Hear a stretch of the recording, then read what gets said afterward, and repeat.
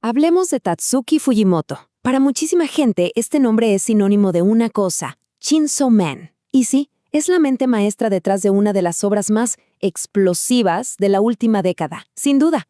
Pero créanme, detrás de todo ese ruido de motosierra hay mucho más. Hay un autor súper complejo, casi un cineasta frustrado y sobre todo un narrador de emociones bien crudas.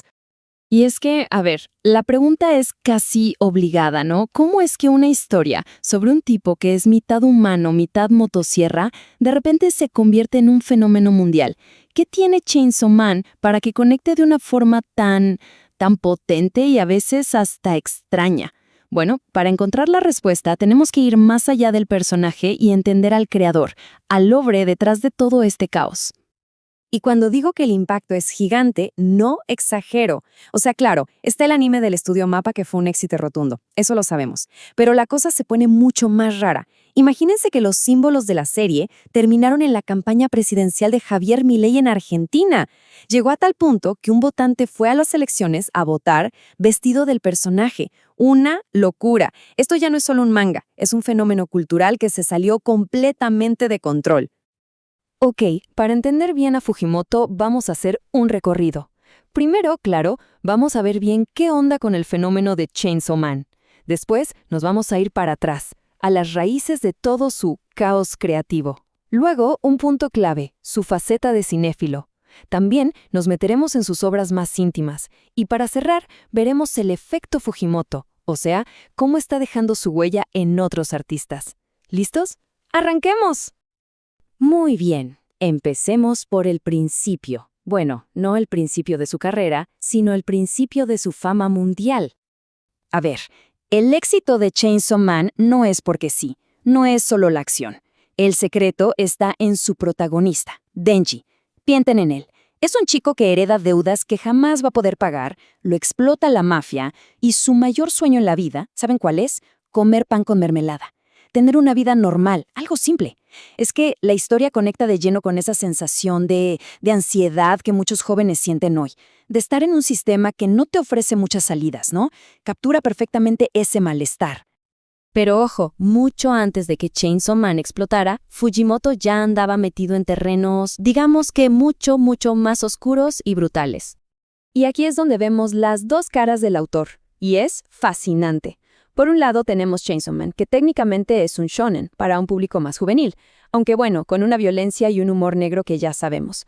Pero por otro lado está su debut, Fire Punch, y eso, amigos, es otra cosa. Es un seinen para adultos y sin filtros. Hablamos de canibalismo, incesto, esclavitud, todo en un mundo postapocalíptico. O sea, desde el minuto 1, Fujimoto nos dejó claro que no le tenía miedo a nada. Fire Punch. A ver, ¿cómo les explico? La premisa es brutal. Sigue a Agni, un tipo que tiene el don de la regeneración. ¿Y qué pasa? Lo queman vivo con unas llamas que nunca se apagan. Así que se convierte, literalmente, en una antorcha humana que camina consumido por un dolor infinito y con una sola idea en la cabeza: venganza. Fue pero tan heavy escribir esto, que el propio Fujimoto dijo que la experiencia lo mató como artista y que por eso tuvo que hacer algo totalmente distinto después. Y para entender de dónde viene todo esto, hay que mirar sus historias cortas, las que hizo cuando era súper joven, entre los 17 y los 26 años. Fueron como su campo de pruebas. Al principio, sus obras eran muy kafkianas, explorando lo grotesco, el asco. Pero poco a poco, su estilo fue cambiando. Se volvió más melancólico, más profundo. De hecho, en historias como Nayuta of the Prophecy, ya se puede ver la semillita de lo que luego sería Chainsaw Man. Ok, y ahora llegamos a lo que para mí es la clave de todo, el ingrediente secreto para entender a Fujimoto, su amor, su obsesión por el cine. Es que Fujimoto no solo dibuja manga. Él lo que hace es dirigir películas sobre el papel. Su estilo es, de verdad, puro cine.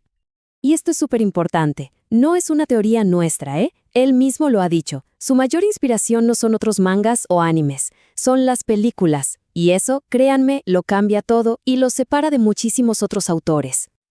Y esto no es solo una idea abstracta, se ve clarísimo en sus páginas. Él usa las viñetas como si fueran tomas de una cámara. Te pone un primer plano de la cara de un personaje reaccionando a algo, y en la siguiente viñeta te muestra un plano general para que veas qué es lo que está pasando. Juega con el montaje, como si estuviera en una sala de edición para confundirnos y manipular lo que creemos que es real. Y un ejemplo genial está en Look Back, donde repite paneles casi iguales una y otra vez para que sintamos el paso del tiempo, el esfuerzo, lo pesado que es el proceso de crear algo. En los últimos años, parece que Fujimoto ha girado esa cámara hacia sí mismo. Ha empezado a crear estas historias de un solo tomo, los one-shots, que son mucho más personales, mucho más emotivas. Y de esas, Look Back es, probablemente la más delicada de todas. Es una reflexión increíble sobre la amistad, sobre la competencia entre artistas, sobre lo que sacrificas por tu arte y, sobre todo, sobre cómo lidiar con la pérdida, con la culpa. De verdad, es un manga que te pega directo al corazón. Luego está Goodbye Eri, donde ya lleva su amor por el cine a otro nivel. Es casi un comentario sobre el cine mismo.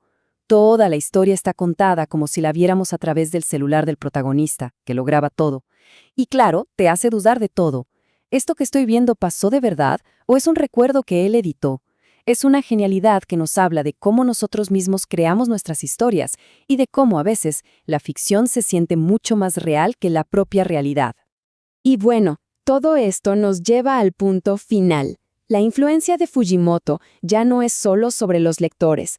Está dejando una marca real, un legado que ya podemos ver en una nueva generación de creadores. De hecho, ya hasta tiene nombre. Le dicen el efecto Chainsaw Man. Porque no es solo que inspira a la gente, no. Es que los artistas que trabajaron como sus asistentes ahora están sacando sus propias obras y están teniendo un éxito tremendo. Y cuando las lees, ves la huella de Fujimoto por todos lados.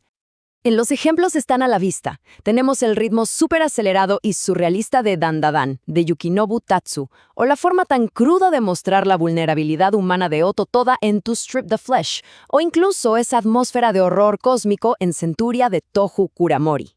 Es que no es solo que aprendieron de él, se ha creado como un ecosistema creativo donde su estilo sigue evolucionando. Y para que se den una idea del alcance que tiene este hombre, su one-shot, Goodbye Eri, una historia de 200 páginas que se publicó gratis en Internet, tuvo 2.2 millones de lecturas en el primer día. Es una cifra de loco, simplemente impresionante. Al final del día, creo que es eso lo que define a Fujimoto. Esa dualidad. Esa capacidad de pasar de un dibujo súper sucio, denso, casi agresivo como en Fire Punch, a una línea finísima, súper limpia en los momentos más sentimentales. Esa versatilidad es su arma secreta. Con ella rompe todas las reglas y nos demuestra que una historia en manga puede ser cualquier cosa que él quiera. Así que ahí lo tienen, de la violencia más brutal a la melancolía más sutil, del cine de culto a un fenómeno de la cultura pop mundial. Tatsuki Fujimoto se ha ganado a pulso ser una de las voces más únicas y potentes de su generación. Y ahora, la única pregunta que nos queda en el aire es, ¿y ahora qué? ¿Con qué nos va a sorprender la próxima vez?